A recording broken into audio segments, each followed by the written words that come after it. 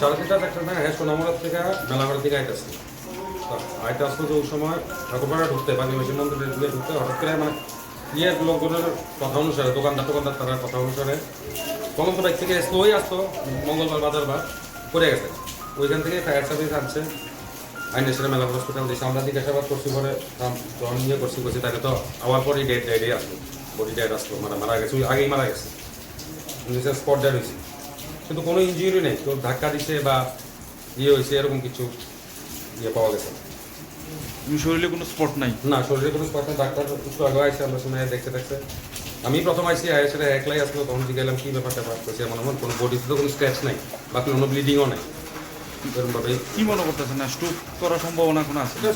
internal কোনো হ্যামারেজও নাই stroke ছাড়া ডাক্তার পোস্টমর্টম ছাড়া তার কিছু করা যাইতেছে না তবে কেউ ছিল ধাক্কা দিছে না বা পেছন থেকে কেউ ধাক্কা বা নিজেও সামনে দিয়ে কেউ ধাক্কা দিছে না কি নাম হ্যাঁ কি নাম মিটন বণিক বাড়ি কোন জায়গায় বাড়ি সোনামুড়া মাঠপাড়া হ্যাঁ